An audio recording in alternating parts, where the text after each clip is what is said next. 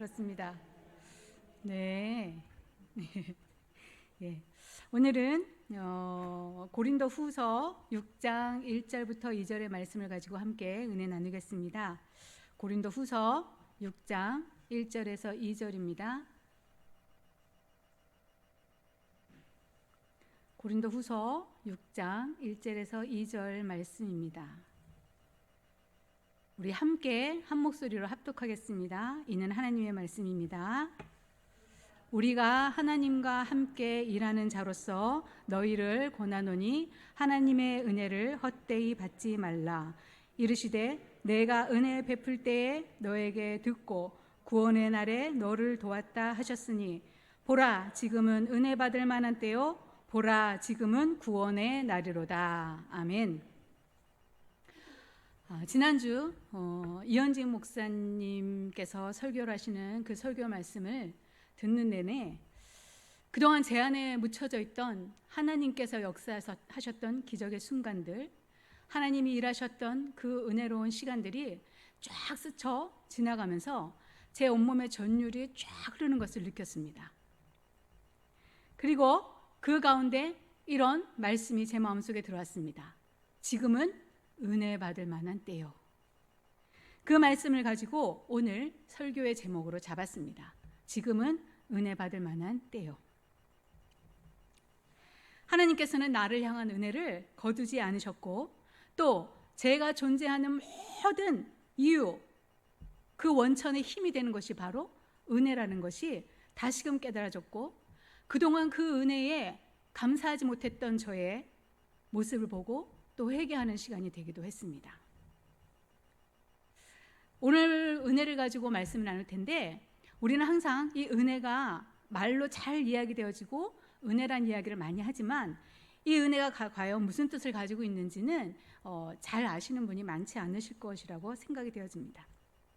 먼저 은혜가 무엇인지 한번 살펴보겠습니다. 사전적인 의미에 우리가 사전을 딱 찾아보면 나오는 이야기는 이렇습니다. 고맙게 베풀어주는 신세나 혜택 또는 하느님, 하나님 또는 부처님의 은총을 의미한다고 나와 있습니다. 그러니까 은혜롭다고 하는 것은 고맙게 베풀어주신 신세나 혜택이 있다라는 의미가 되겠습니다. 그런데 사전은 이렇게 얘기하고 있으나 오늘 성경에서는 이 은혜를 어떻게 이야기하고 있는지 한번 그 의미를 알아볼 텐데요. 굉장히 다양한 의미로 성경에서는 사용되어져 있습니다.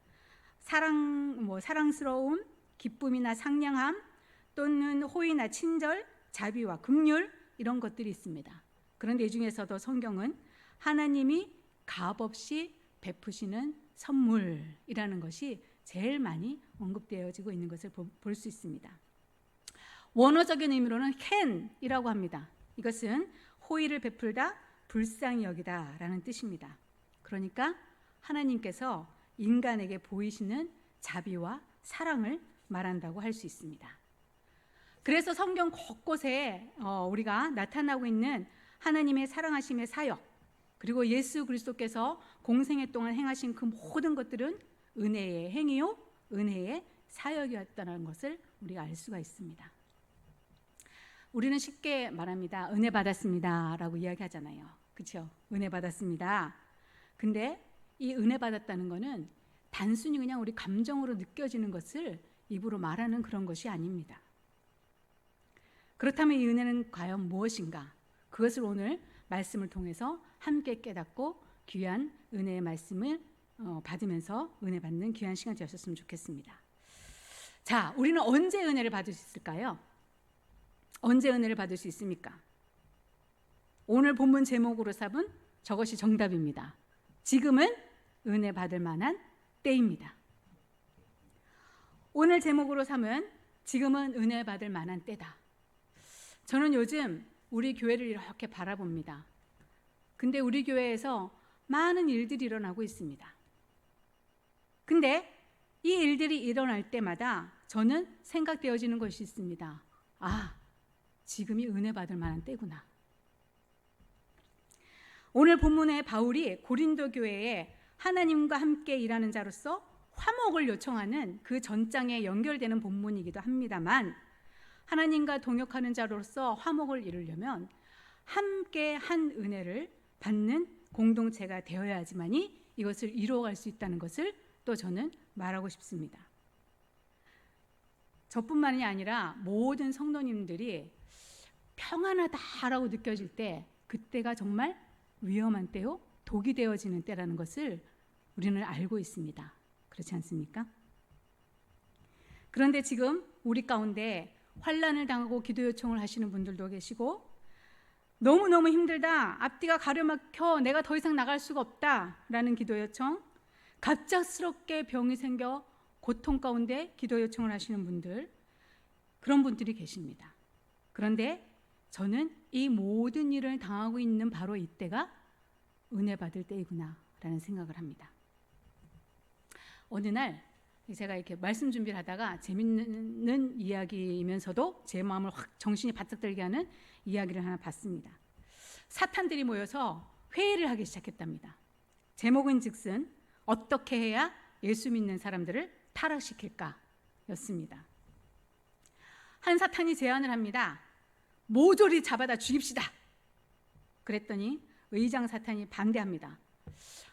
그렇게도 해봤는데 그렇게 하면 순교당한 사람으로 인해서 그게 씨가 돼가지고 그리스도인들이 오히려 영광스럽게 생각하고 수가 더 늘어나더라. 그건 안 된다 라고 이야기했습니다.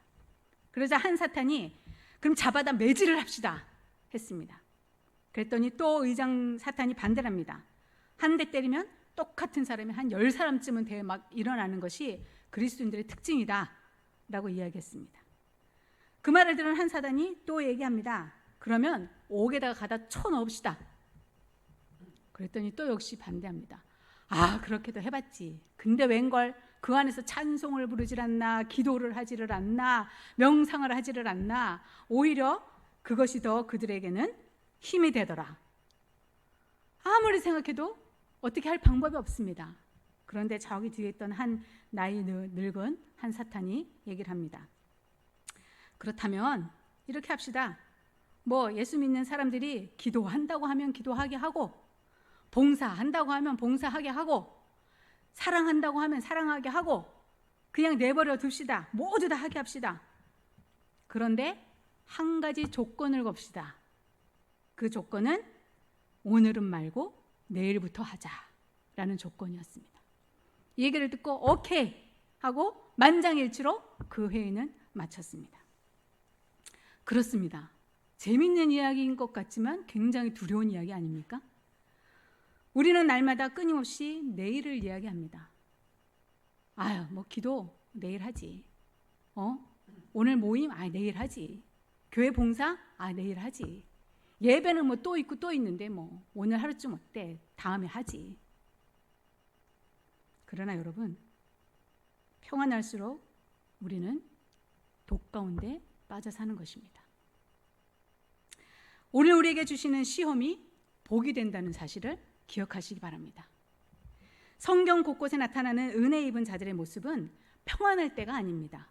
어떨 때였습니까? 어린아이라고 무시를 당할 때. 떠오르십니까? 어떤 장면들인지? 왕따를 당할 때, 또 죽음을 앞두고 있을 때, 죽음 가운데서 환난 가운데 옴짝달싹 할 수 없고 좌우로 날 죽이려는 적들이 사방으로 우겨쌀 때, 몸에 병이 들었을 때, 대적자의 손에 죽게 되었을 때, 바로 이때가 하나님의 은혜, 우리 주의 은혜를 받을 때인 것입니다. 지금 여러분들에게, 나에게 이런 어려움의 경험들이 되어지고 있습니까? 지금은 바로 은혜 받을 때입니다. 지금은 은혜 받을 만한 때입니다. 그 자리에서 회복시켜 주실 하나님께 감사하십시오. 그리고 찬양하십시오. 반드시 하나님께서 베풀어 주시는 은혜의 힘으로 친구 되시는 주님이 위로하실 것입니다. 그분이 고쳐주십니다. 모든 어려움과 상황과 환난에서 우리를 건지실 것이고 반드시 우리의 살 길을 그분이 내십니다. 은혜는 하나님의 이런 위대한 구원의 능력이며 선물입니다.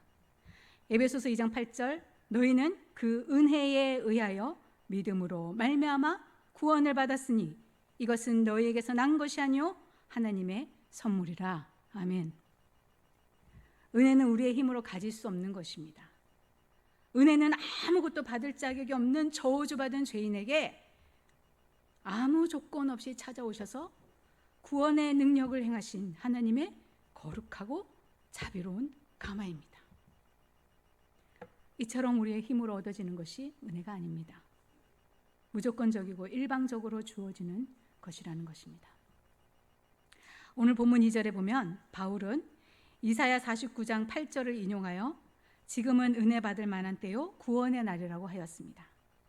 이사야 49장 8절에는 이렇게 기록되어 있습니다. 여호와께서 이같이 이르시되 은혜의 때에 내가 네게 응답하였고 구원의 날에 내가 너를 도왔도다. 아멘. 성도 여러분, 그리스도께서 이 땅에 오셔서 대속의 사역을 완수하시고 부활하신 이후 지금은 구원의 때입니다. 이제는 누구든지 그리스도를 영접하고 그 대속의 은혜를 믿음으로 영생하며 구원을 얻을 수 있습니다. 근데 여러분, 이 은혜와 구원의 시기가 영원히 지속된다고 생각되십니까? 우리들은 언제 어느 때 이 유일한 은혜의 기회를 상실할지 모릅니다. 왜냐하면 우리는 내일을 알지 못하기 때문입니다. 내가 지금 건강합니다. 내일도 건강할 수 있습니다. 자신할 수 있습니까? 야고보 사도는 내일 일을 너희가 알지 못하는도다. 너희 생명이 무엇이뇨? 너희는 잠깐 보이다 없어지는 안개니라 라고 충고하고 있습니다. 그러니 지금의 은혜의 때를 놓치겠습니까? 내일을 살겠다고 자신하시겠습니까? 지금이 유일한 구원의 때이며 은혜 받을 만한 때입니다. 우리 교회에 갑자기 환우들이 계속 생겨나고 있습니다. 죄송하지만 지금이 은혜 받을 만한 때입니다. 누군가를 위해서 간절히 저도 기도하다 보면 제 마음 깊은 곳에서 평안함이 확 올라올 때가 있습니다. 아, 하나님께서 오늘도 치료하시는구나 라고 느껴집니다. 건강을 잃으면 모든 것이 무너지는 것 같지요. 내가 무엇인가 큰 죄를 짓고 있는 건 아닌가 돌아보게 됩니다. 그러나 병든 것이 물론 나를 돌아보는 시간이 되기는 하지만 죄로 인해 말미암아 받는 것은 아닙니다. 하나님께서 그렇게 옹졸한 분이 아니시지요.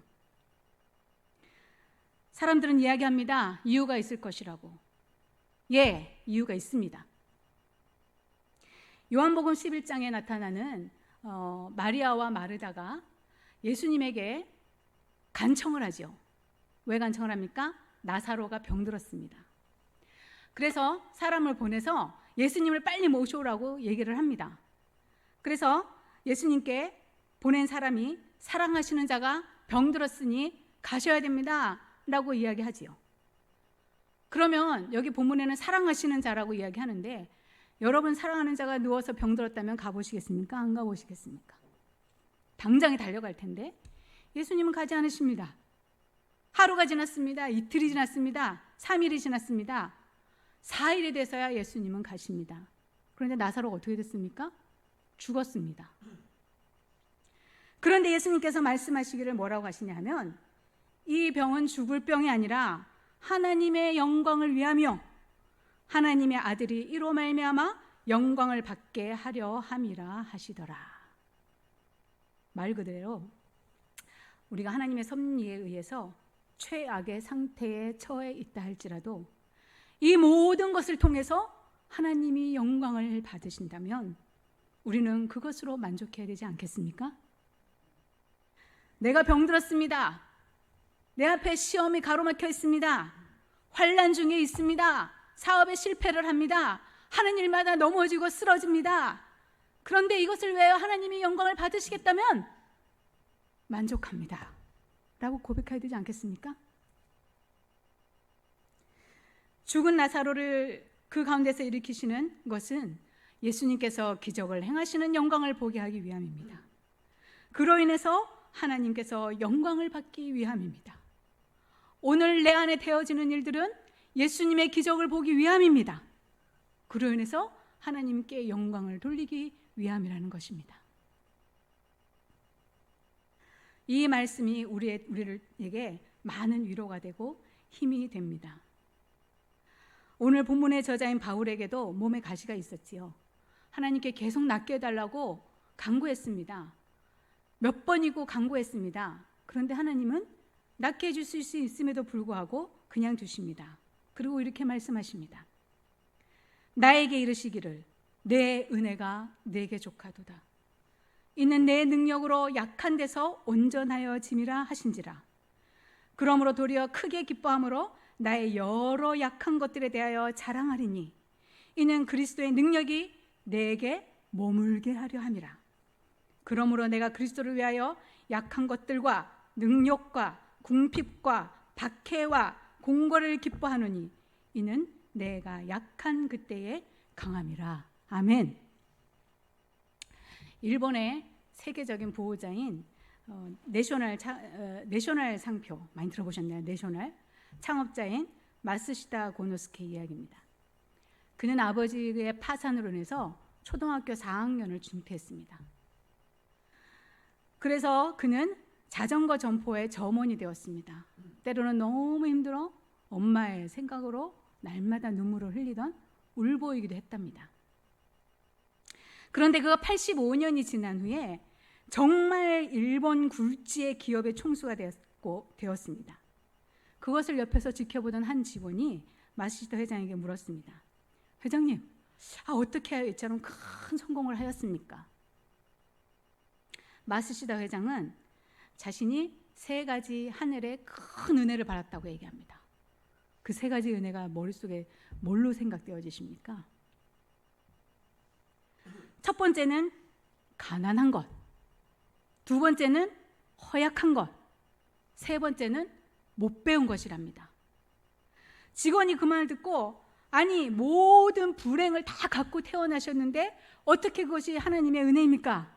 라고 되물었습니다. 그러자 이 회장은 얘기합니다. 나는 가난 속에서 태어났기 때문에 부지런히 최선을 다해서 일하지 않고서는 잘 살 수가 없다는 진리를 깨달았다네. 그리고 두 번째는 내가 약하게 태어난 덕분에 건강의 소중함을 일찍이 알아서 내 건강을 위해서 힘써 열심히 노력을 했고 90살이 넘어도 30대의 건강을 가지고 있고 냉수마찰을 할 정도로 건강하게 살고 있다네. 그리고 마지막으로 내가 4학년을 중퇴했기 때문에 세상 모든 사람들이 나의 스승이고 그 모든 이들에게 내가 날마다 배우는 데 노력하여서 많은 지식과 상식을 얻었다네. 이것이 바로 하나님께서 나에게 준 시련이라고 생각하고 날마다 감사하고 있다네 라고 이야기했답니다. 이렇게 이분은 지금 누구보다 값지고 훌륭한 성공을 거두었지만 이렇게 고통 가운데 이렇게 남들이 보기에는 불행인 것 같은 이때가 하나님께 기도하고 매달리고 날마다 은혜 가운데 살아가는 그런 시간이 되었다는 것입니다. 이처럼 우리가 만약에 고통 가운데 있다면 그것은 바로 하나님께서 우리에게 은혜를 베푸시려는 과정임을 알아야 합니다.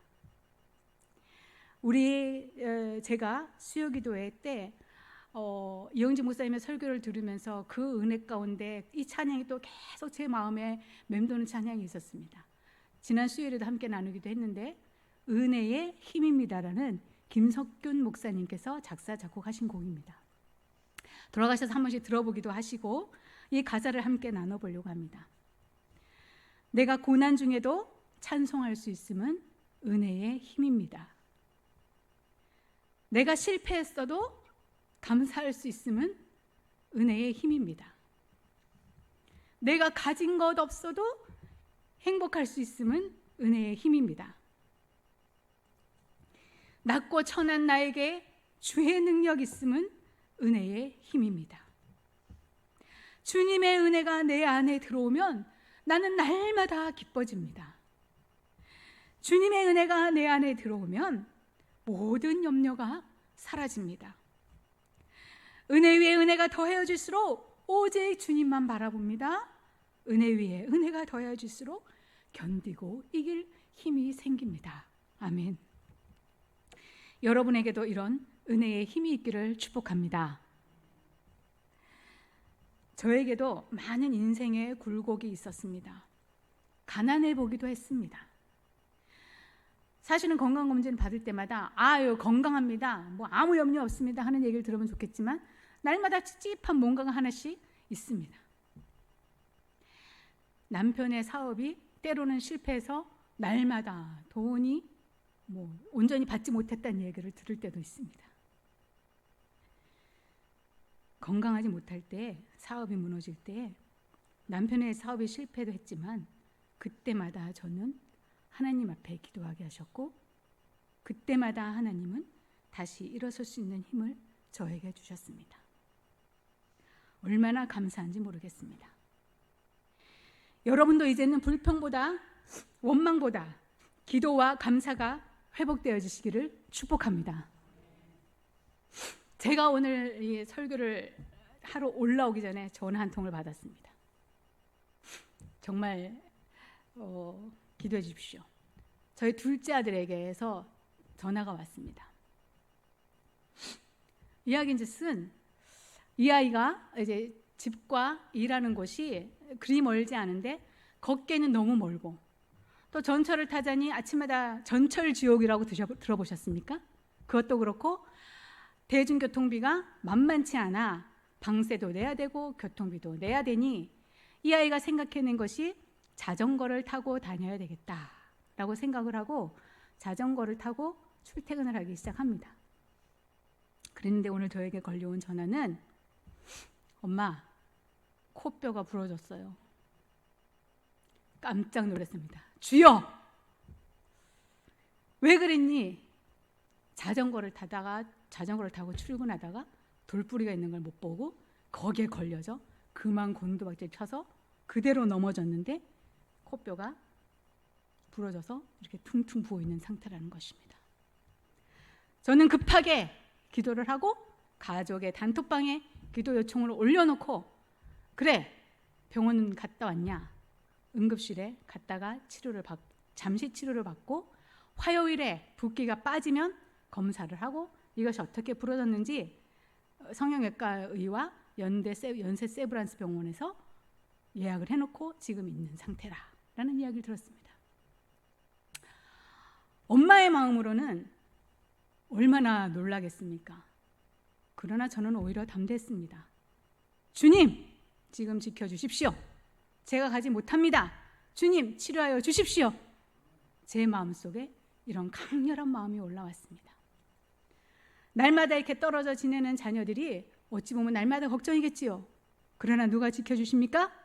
하나님께서 지켜주실 것이라는 것을 날마다 믿고 있습니다. 그러나 여러분, 함께 기도해 주십시오. 이렇게 지금까지 우리 교회도 많은 일들을 겪었고 또 티원 앞으로도 많은 일들을 겪게 될 것입니다.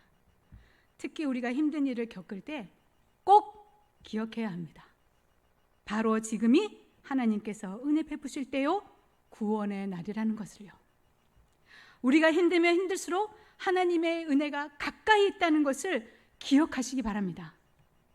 이러한 주의 은혜가 우리에게 있는 것을 믿으시는 저와 여러분이 되시기를 예수님의 이름으로 축복합니다. 아멘. 우리 함께 고백해 보겠습니다. 지금이 은혜 받을 만한 때입니다. 시작. 지금이 은혜 받을 만한 때입니다. 아멘. 기도하겠습니다. 사랑하는 하나님 아버지, 은혜를 감사드립니다. 지금 우리가 병들었고 가진 것이 없고 고통 가운데 있을지라도 오늘 말씀대로 이 모든 것이 은혜 받을 만한 때임을 고백하며 감사할 수 있게 하시니 감사를 드립니다. 우리의 힘으로 안 될 때, 어떻게 할 수 없을 때가 바로 하나님께서 일하실 때이며 은혜를 베푸시는 것을 발견하는 때라는 것이 우리에게 힘이 되며 위로가 됩니다. 이제 우리의 삶 곳곳에서 역사하시는 하나님의 선하심과 일하심을 목도하며 감사가 넘치는 삶이 되게 하여 주시옵소서. 불평보다는 기도를, 원망보다는 감사를, 강함보다 약함을 자랑하는 우리 모두가 되게 하여 주시옵소서. 예수님의 이름으로 기도드립니다. 아멘.